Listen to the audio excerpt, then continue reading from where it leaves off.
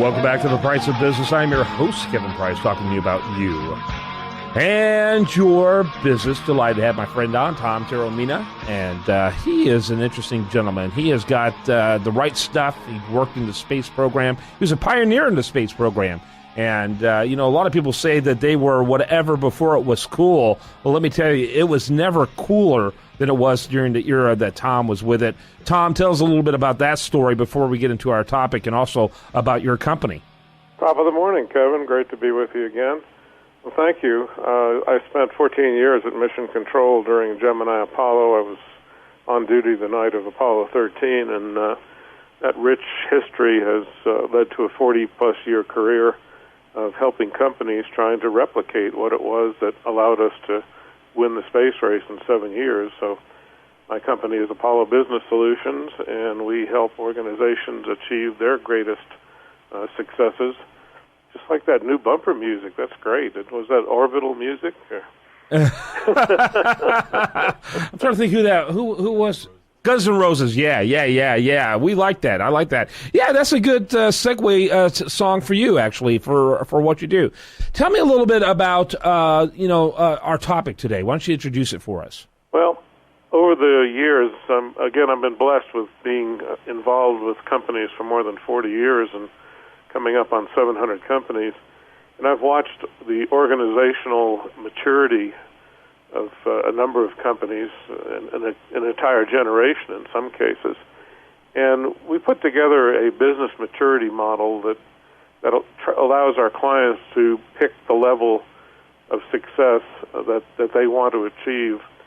And the next to highest level we call organizational resonance.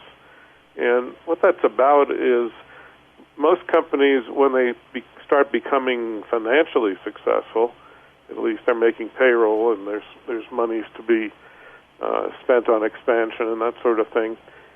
The journey that the leadership goes through is often disjointed.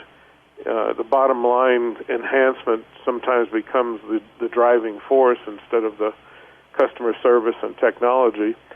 And so the business leaders start looking for business models like TQM or lean manufacturing or Six Sigma.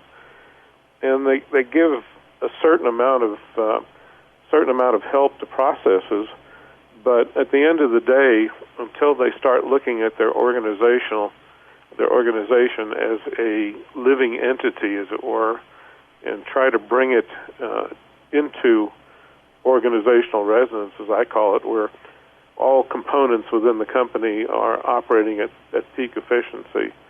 The scientific definition of resonance is that processes are operating at optimal efficiency and there's no spurious signals. So that's what operational resonance is, and that's what we want to talk about today. Yeah, makes a lot of sense, and it's something that I would say is safe to say is fairly neglected in the conversation in business today, which is why businesses suffer.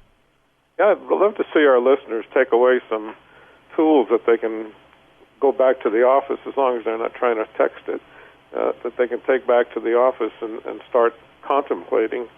And the first one is resonant leadership, thinking about themselves as a leader, and do they have an insatiable appetite for success?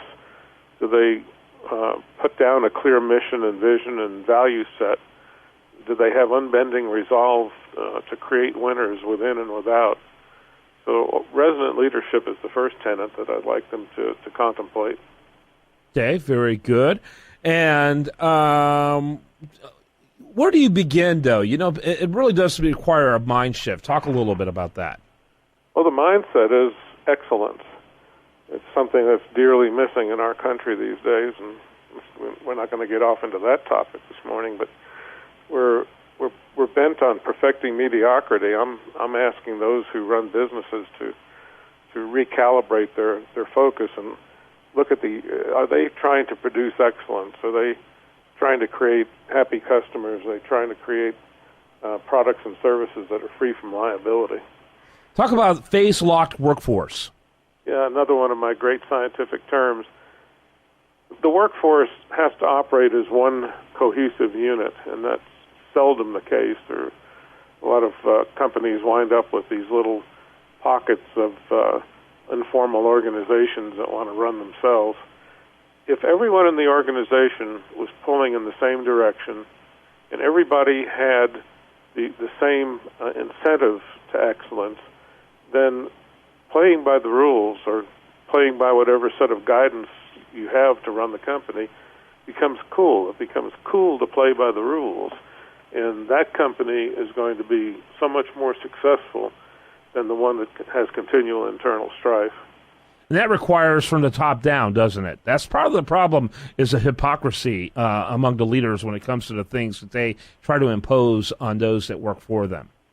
Yeah, come on, guys, let's meet this deadline. Oh, by the way, I got a golf tournament. I'll see you guys later. Yeah. Yeah, that's deadly. That absolutely is. Don't do it, guys and gals. Yeah, absolutely. How about harmonized processes? Well, everything we do in life is a series of interactive processes. We have a supplier that gives us something to work on. We work on it, and then we move it on to the next customer. But until all of those process steps, from if it's manufacturing, from the time the product is designed and the parts come in the back door, until they're into the commerce stream and you have happy customers, those processes are seldom harmonized for efficiency, profitability, and customer service. So, again, a global look at every process within our organization. Okay. And then you talk about balanced rewards. Once again, everyone in a company must be compensated based on a concise set of metrics. The metrics are for your individual talent, for the group accomplishment, and then for the enterprise as a whole. Many of the companies I'm working with now, we are working towards shipping no defective products, zero. So the incentive systems that we put in place are based on a week, a month, whatever the time period is, of shipping zero defective products before any kind of incentive kicks in. Sounds a little bit tough, but the companies that are doing it are doing some incredible work. Yeah, it sounds like it, absolutely. And then finally, you talk about enriched customers, which sounds like those would be customers that would be coming back. Customers that become your referral.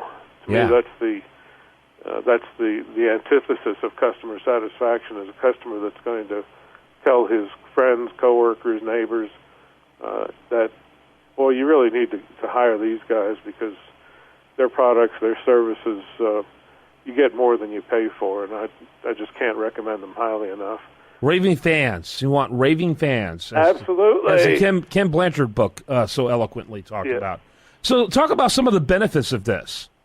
Well, if you look at the entire conversation we've had for the last few minutes, we're taking organizations that have been performing adequately, or perhaps they're performing mediocre, and we're turning them into engines of excellence.